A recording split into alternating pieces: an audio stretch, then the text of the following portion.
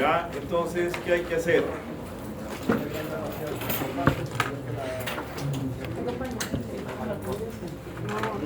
A ver, si yo digo hay que hacer que resista más constante respecto a flexión, ¿cómo comparo eso? Porque no hay posibilidades de comparar unas toneladas con toneladas metro.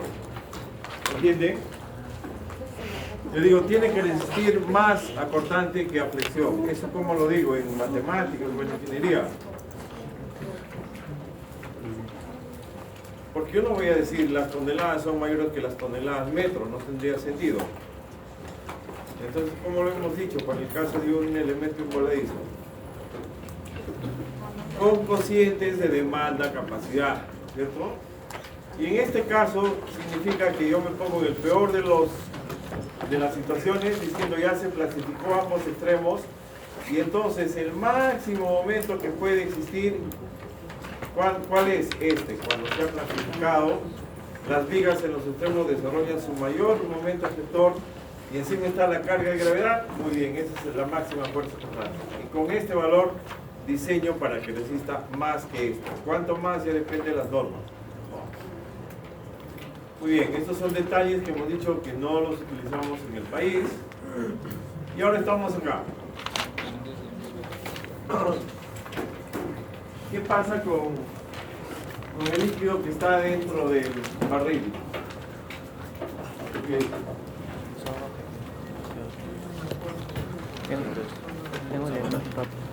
Ya, la persona está buscando el líquido y ¿qué más?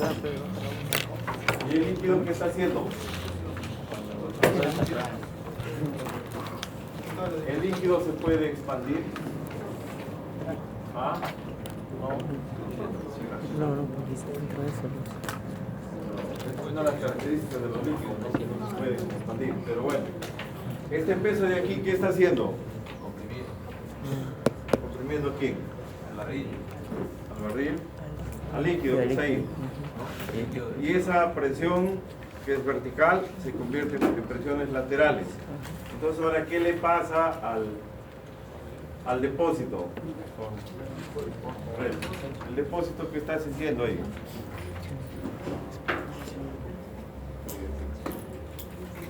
El líquido. Una presión interna, ¿no es cierto? Pero yo no te he dicho qué hace el líquido por el barril. ¿Qué siente el barril? Una presión. ¿Qué tipo de esfuerzos siente el barril? Esfuerzos circunferenciales. Cada circunferencia del barril está traccionada, está obligada a expandirse. ¿Está claro? Entonces, sin estos sunchos de acero, se expande la madera que está ahí y luego se sale el líquido por las aberturas. Exactamente eso mismo está sucediendo acá. Entonces acá tengo un corazón de concreto. Dime ahí dónde está el suncho. Los largueros, los aceros. En el barril. El estribo. Hasta se llama igualito. Acá está, mira, igualito el suncho. Es espiral. ¿Qué hace el suncho por esta columna en concreto? Explícalo. No coge. ¿Ah? ¿Cómo así? Presiones circunferenciales. Ya. A ver, aplastamos la columna y hay un efecto que se llama Poisson, que todos conocen, que la columna va a querer hincharse lateralmente, ¿no? Ese es por el efecto Poisson. Y está bien que se hinche. El problema es que cuando ya se acaba la ley de Hooke, las grandes deformaciones laterales significan grandes deformaciones horizontales. Grandes deformaciones verticales en el elemento significan grandes deformaciones laterales, y entonces luego ya viene, se disgrega, se explota el concreto, etc. Y eso se evita con este suncho, con esta jaula de acero, que la jaula está formada por el acero vertical y el acero horizontal. ¿Qué hacen ambos por el concreto? Le suben la resistencia. ¿Qué cosa? ¿Usted qué dice? Capacidad de resistencia. ¿Qué hace la jaula de acero por el concreto que está ahí adentro? Algo tiene que hacer, ¿no?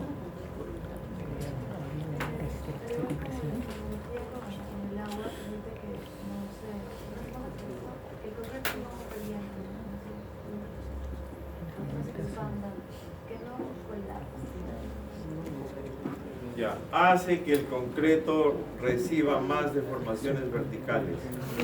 Sí, le prolonga, no la resistencia, sino le prolonga el rango de deformaciones verticales porque está evitando que explote por los costados. ¿Se entiende? ¿Qué nombrecito técnico tiene esto? Confinamiento, ¿no es cierto?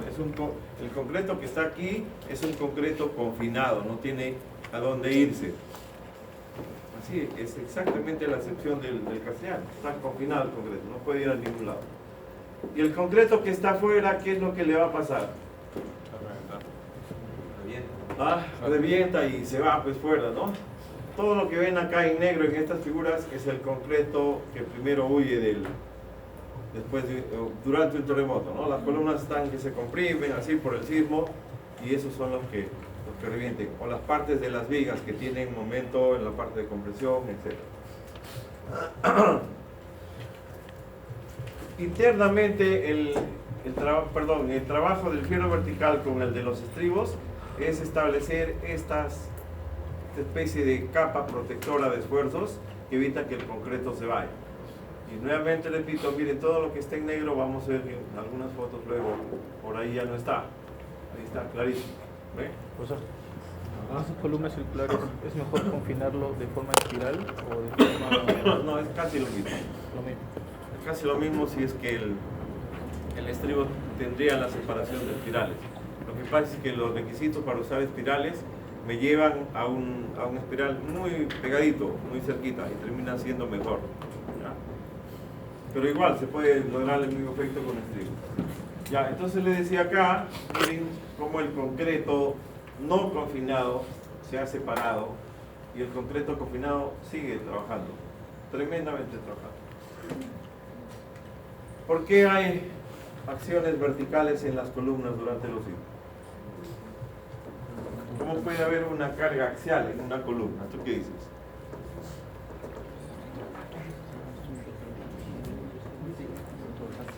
¿Ah? Momento. ¿Ya? ¿Tú querías decir algo? Momento. ¿No? Es un tic de la mano, sí. Sí, tan simple como esto, ¿no? Miren, hasta en un arquito así chiquitito, lo voy a dibujar un poco más esbelto. Le pongo una fuerza acá aparece una compresión y aquí una tracción. Entonces, permanentemente, si yo miro una sección transversal de esa columna, permanentemente tengo acá una historia de compresión y tracción, compresión y tracción. Que como de hecho ya tiene, la columna está hecha para comprimirse, de hecho ya la columna, antes que venga el sismo, está comprimida. Y si a eso le agrego compresión o tracción, podría ser que en algún momento aparezcan tracciones, ¿no? Cuando el edificio es muy esbelto pueden aparecer tracciones en los elementos. Lo que sí es cierto es que los sismos hacen incrementar, los sismos horizontales hacen incrementar la carga axial en las columnas, es claro, por este mecanismo. Y los sismos verticales, pues es obviamente, ¿no? Algo que se está acelerando hacia arriba. ¿Qué pasa cuando el suelo se acelera hacia arriba? Introduce compresión o tracción en la columna. ¿Ah? Compresión.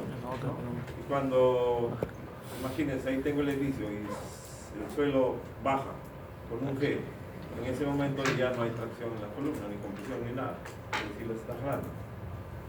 Ya. Entonces, este terremoto es muy conocido porque tuvo unas aceleraciones verticales enormes y los tipos de fallas han sido muy vistosos en columnas justamente por altas compresiones. Esto que vemos acá es un caso no tan grave. Este es en otro lado, miren cómo queda la base de una columna, donde en la base, ¿qué cosa tenemos? Carga axial como en toda la altura, que es constante, tenemos cortante, que es constante en toda la altura, pero sí tenemos los mayores momentos frictores en las bases de las columnas. Aquí pueden ver que se ha roto el estribo, ¿ven? Ahí se ha roto. Entonces luego que se rompe el estribo viene ya el pandeo de las columnas. Miren, la columna está ahí muy maltrecha y la viga está casi impecable. Es decir, eso no puede suceder. Las vigas está bien que fallen, pero no las columnas. Deberíamos cuidar hasta el último las columnas. es obvio que esta es una columna muy maltratada, mal diseñada, mal construida. Los estribos. Miren los estribos, miren el fierro vertical, es decir, bueno, era como invitar a la falla. Este tipo de falla se llama de pie de elefante y corresponde a altas aceleraciones verticales. De estos hay muchísimos en zonas de terremotos cercanos a las fallas, ¿no? Si yo tengo una ciudad acá y una falla acá, entonces las aceleraciones verticales que le llegan son altísimas. Nosotros estamos acá y las fallas están bien lejos, nos llegan aceleraciones horizontales, aunque también verticales. Más de lo mismo, miren, no veo ningún estribo y fíjense cuántos se han movido los aceros.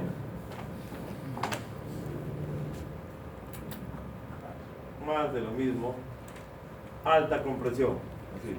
Se revienta el concreto y como sigue dándole el sismo esta jarana de la fuerza vertical, ya sea por el sismo vertical o ya sea por el sismo horizontal, entonces en algún momento bandea todo. Típico de altas compresiones en las columnas. Aquí sí es una tristeza de ingeniería estructural. No, miren esa construcción. Miren un estribo por acá y el otro estará por ahí. Eso es imposible de que sobreviva en un terremoto fuerte. Este es el antiguo hotel Makuto Sheraton, del cual comentamos hace algunas clases anteriores, que tenía unas fallas por cortante bien fuertes, ¿no? Ahí pueden ver fallas por cortante, fallas a 45 grados, en todas las columnas. O sea, no era una curiosidad. ¿Cómo se evitaba esto? Sí, ¿qué estuvo mal aquí? ¿Tú qué dices? ¿Estuvo mal que entrar en régimen inelástico? ¿Eso es lo malo? No, ¿Usted qué dice, señorita? era inevitable. ¿Está mal que una estructura entre en régimen inelástico en un terremoto grande? No, ¿no es cierto? Normal. ¿Y por qué entonces permitimos que entre en régimen inelástico para las compañeras?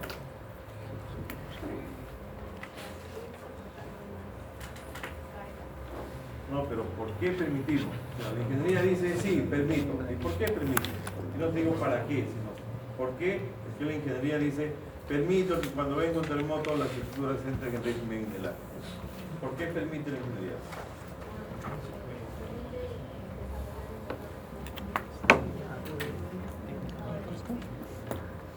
A ver, ¿quién me dice por qué permite la ingeniería eso? ¿Por qué permite que las obras se dañen?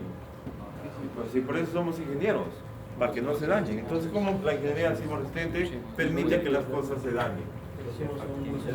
¿Ah? ¿Por qué? Porque el diseño que tenemos no contempla que un sismo procede. Sí, pero ¿por qué nuestro diseño contempla eso? ¿Por qué la ingeniería permite eso? ¿Tú quieres decir algo? Porque vamos a hacer edificios completamente elásticos.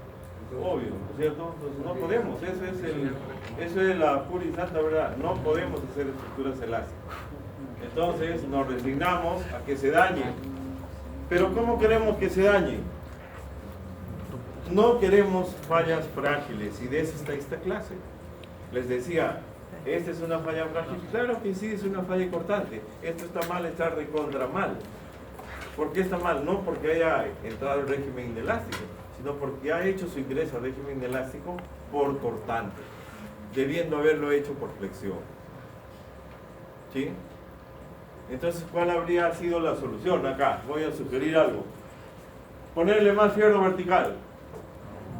¿Por qué dice? Usted, señorita. No, ¿por qué? Ajá. Si le pongo más fierro vertical, entonces la estoy haciendo más robusta a flexo-compresión y va a ser más fácil que falle por cortante. Entonces, ¿qué tengo que hacerle? ¿Le quito todo el fierro vertical? No te vayas a ese extremo. Tienes que robustecer por cortante con surcos, con estribos, etc. hasta donde se pueda. Entonces, si no se puede hacer. Creo que el acero no. Muy bien. Miren, en el 74, este es un edificio de La Molina. ¿Tenía sus estribitos de confinamiento o no? Sí. ¿Usted qué dice? ¿Qué tal el último? Sí, tenía. ¿Ah? ¿Sí? Más o menos a cuánto estaban los estribos. 5. ¿Cuánto? 5.6 dice. Ya, ok. Estaban como a 5. ¿Y qué hizo el sismo? Dijo, aquí no puedo hacer nada, voy más abajito. Miren pues la tremenda distancia ahí de súbito. Y esta es una falla producida por quién, ¿pueden reconocer? Es una columna cautiva. Corta no es, ¿no? Porque aquí tengo como 3 veces el alto de esta zona. Pero es una columna cautiva. Entonces, si lo de acá está cogido por los muros y no se puede deformar y entonces no se va a dañar, todo el daño se va a concentrar aquí, ya sea por corte o por flexión.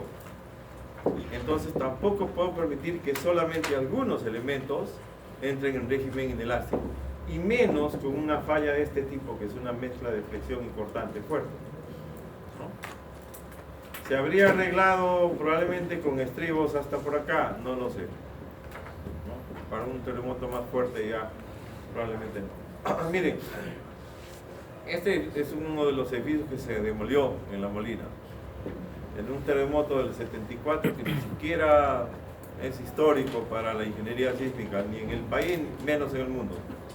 Una pichanguita ahí de terremoto, nada. Sin embargo, produjo ese nivel de daño. Lo que sí deben notar es que era un edificio de puro columnas de tamaño reducido y sin vigas, porque esta es una viga chata. Una viga chata, creo que era postensada.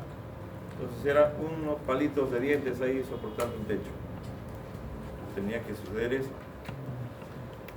Pero miren, desde esa época, esto debió haberse construido en los 60 por ahí. Desde esa época, la ingeniería en el mundo ya sabía de esto de concentrar estribos en los extremos, porque sabía que las mayores demandas sísmicas están en la cercanía de los nudos. Y sabía que acá el concreto va a tener bastantes deformaciones y por tanto hay que confinarlo. Estamos hablando de que hace cuántos años, 50 años o más, 60 años. ¿Qué tipo de falla es eso? ¿Ah? ¿Por qué se produce? ¿Tú qué dices? Ya no está con tu agüita ya. A ver, dale. Aceleraciones verticales, yo diría que es por esto, ¿no? Norte. Y ese tipo de falla así explosiva es altas compresiones, sí. Ahora, ¿por qué han venido las altas compresiones? Puede ser por laterales o puede ser verticales. Pero ese nombrecito, sí, como les dije, es famoso por aceleraciones verticales altas. Es una cosa combinada. tener aceleraciones verticales. ¿Perdón? ¿Qué tan común es tener aceleraciones verticales? De contra común, siempre, todos los sismos tienen aceleraciones verticales. Ya vamos a entrar a la parte de suelos en la siguiente media hora. Ya, Northridge, este es un chiste mexicano, ¿no? Dicen, miren la ductilidad de esta columna. ¿Qué es eso? Ya esa es una... Miren, ya esto no es un elemento ya que pueda decir si va a soportar nada. Otro chiste por ahí. Y esto es una foto famosa ya en esta zona de vías elevadas en norte. ¿Vieron lo de Japón? Sí, a los japoneses les falló como en Kobe, en el terremoto de Kobe. Creo que con eso comenzamos. Una falla por cortante que se fueron abajo. Aquí igualito, destrozado. No se fueron abajo, pero ya bajó varios decímetros la vía y se tuvo que tirar abajo. Aceleraciones verticales, fuertes. Y el de Kobe, aceleraciones horizontales, fuertes.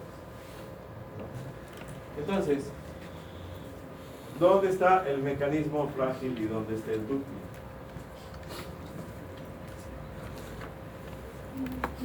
¿Tú qué dices?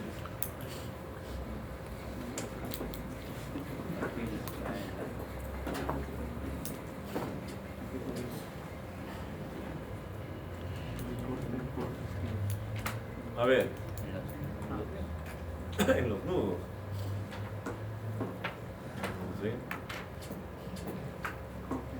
Ya. Miren esta figurita, muy simple. Imagínate que esa columna fuera así. Aquí tuviera una gran masa. Entonces viene un sismo que mueve el suelo horizontalmente y al mismo tiempo viene un sismo que mueve el suelo verticalmente, ¿no? ¿Qué acciones hay en la parte superior de esa columna? En la parte superior, ¿qué fuerzas hay? Una fuerza horizontal y una fuerza vertical, ¿cierto? Entonces eso a veces nos ayuda. Acá tengo el diagrama completamente simple del curso estática. Tengo dos fuerzas. En Kobe fue esta. Esto de acá no causó la falla en Kobe. Y aquí, esta fue chiquita, no chiquita, fue fuerte, pero esta fue fortísima. Entonces, ¿de cuántas formas puede fallar esa columna? A ver usted, por favor, que está alumno. ¿De cuántas formas puede fallar esa columna?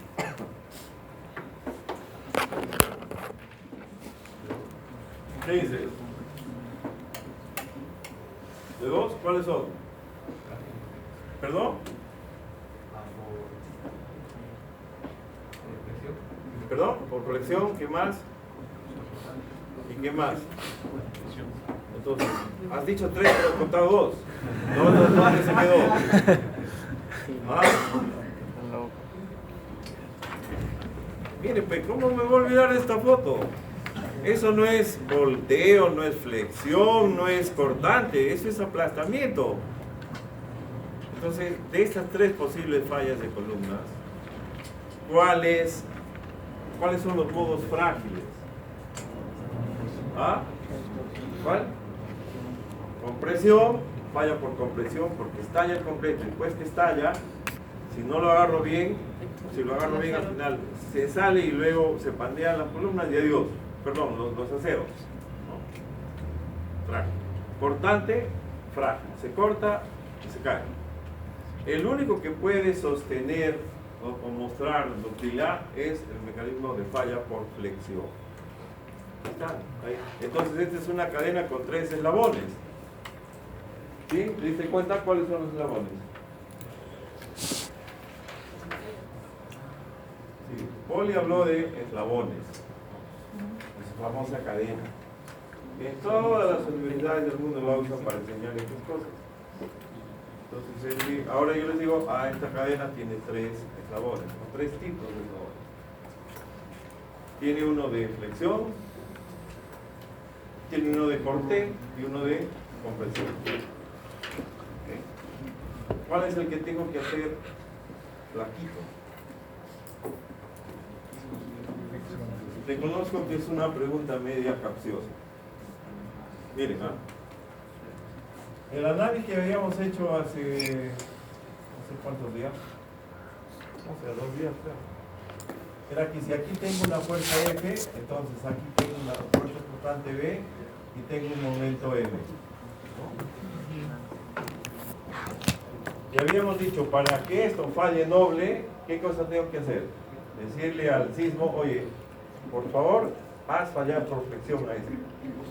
Porque si le dejo la idea por ahí, aunque sea vaga, de que puede hacerlo fallar por cortante, ya se transformó todo este sistema en frágil. ¿Te has entendido eso? Eso lo hemos hecho con ejemplitos. Entonces, si solo se tratara de esto, ¿qué tengo que hacer? Que necesita muy poquito de cuál de estos dos. De momento, para que comience por ahí el régimen inelástico y esta fuerza ya no suba. ¿No? Es como si yo tuviera por acá flexión y por acá una tremenda grandota más gruesa de cortante. Este es simulado. Con esta figurita les estoy queriendo decir, oye, la flexión y el cortante están íntimamente ligados. Si hago que falle por flexión, en el momento en que falla por flexión, ya la fuerza arriba ya no va a crecer. ¿Me entienden? Si ya se formó la rótula abajo, vamos a suponer me dictan el ejemplo que creo que era 10.000. Si la capacidad de flexión es 10.000, entonces, ¿cuánto es la fuerza máxima que puede haber acá? Esto era 20 metros, esto es 500. No puede haber más de 500 arriba. El sismo puede mover más, la estructura más y más. Si aquí ya se rotuló, entonces aquí la fuerza horizontal ya se congeló, ya no puede ser más de 500. Y si entonces mi resistencia es 650, digo, ok, Durkheim. ¿Sí? ¿Eso lo tuvieron claro de la clase pasada? Le digo al sismo, oye, por favor, hazme fallar por flexión. Para que cuando me hagas fallar por flexión, ya no pueda subir esta fuerza. Y entonces, como yo resisto a cortante más de la fuerza que está acá, nunca va a ser la falla por cortante. ¿Está claro? Y ahora quiero que introduzcan la fuerza vertical. ¿Es una cadena que tiene que ver una con la otra o son independientes? Es decir, si yo hago que falle por flexión, ya evito la fuerza vertical también se congela. ¿Entienden? Si yo digo al sismo, ya hazme fallar por flexión, el sismo dice, muy bien, ya te hice fallar por flexión. Entonces yo le digo al sismo, gracias, porque ahora ya no vas a poder subir esta fuerza. Pero el sismo dice, yo tengo otra fuerza, que es la fuerza vertical. Y entonces, habiendo invitado al sismo para que produzca la falla de flexión primero, ¿garantizo que ya no va a subir esta falla? No, ¿no es cierto? ¿Sí? ¿Entiende? No puedo hacer nada más. Entonces lo que tengo que hacer es, lo único que puedo hacer acá es superestribar estas columnas para garantizar que entren en régimen inelástico y las deformaciones, la columna se va a cortar, se va a cortar, se va a estirar, se va a cortar para que esas deformaciones sean posibles de desarrollar por la columna. Entonces ahí es al revés. Yo digo, si solo existiera la fuerza vertical, ¿cómo evito que mi columna tenga esa forma?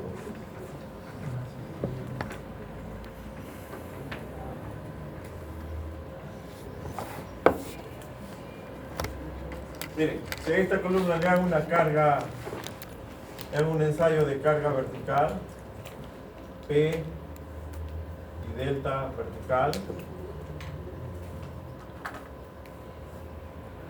Primero comienza un poquito, por acá comienzan a agrietarse el concreto, a reventar. Sin estribos ya terminó ahí, es como si ensayara una probeta. ¿No? Una probeta al ensayo ahí, por ahí revienta el concreto. Y revienta, pero si le pongo estribos, esto se va a extender y se va a extender. Entonces lo que yo tengo que saber es hasta dónde va a llevar el sismo en este desplazamiento vertical al comprimirlo. Y según eso tengo que poner acá los estribos la mayor cantidad que pueda. ¿Bien? Entonces, analizando esto, ¿cómo evito que la columna tenga este tipo de falla? ¿Cómo? O sea, ¿qué es lo que ha fallado acá? El concreto ha llegado a su máxima deformación. ¿Ustedes han visto en los laboratorios cuando se rompe probeta? ¿Lo has visto? ¿Sí? ¿Cómo se hace? Se revienta por el concreto, ¿no es cierto? Pero antes de que reviente físicamente, se separe, el concreto está que se deforme y se deforma. Lo que hay que hacer es extender esa capacidad del concreto a seguir deformándose. No a aguantar más carga, sino a seguir y a seguir deformándose. ¿Y eso cómo lo logro? Con una cantidad adecuada de estribos. Sí. ¿Se pueden reducir estos efectos? Claro que sí, se pueden reducir. Y la única manera de hacerlo es con estribos que hacen la labor ¿de qué? ¿De qué? De confinar el concreto.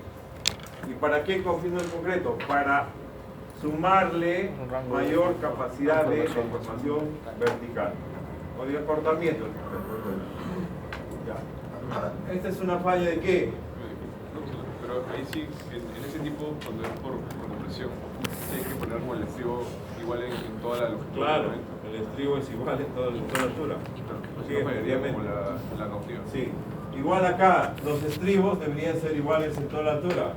Tal vez un poco más porque aquí se va a formar la rótula, pero por constante tiene que ser igualito en toda la altura. ¿No? Igual acá, para que pueda deformarse verticalmente, tengo que ponerle en toda la altura parecido.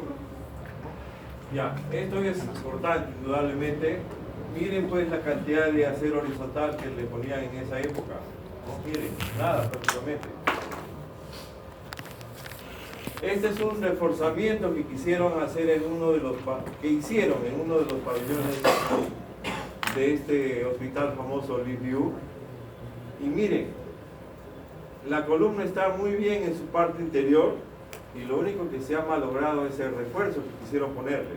Si era una columna circular con bastante suncho, dijeron hay que reforzarla, le pusieron sus piritos, sus estribos, eso es lo que se fue en el terremoto. ¿Y quedó qué cosa? La columna extremadamente bien sunchada. Miren los sunchos ahí tan cerquita. Con ese concreto. En este caso simplemente cómo se puede reparar. No, ya sí, en ese nivel de daño ya no. Ya los soportes verticales están bien comprometidos. Muy bien, una placa, a lo que llamamos placa nosotros, solamente nosotros nos entendemos. Un milímetro fuera de las fronteras ya nadie le llama placa. Pero en la clase de hoy, de siempre en el Perú, le vamos a seguir llamando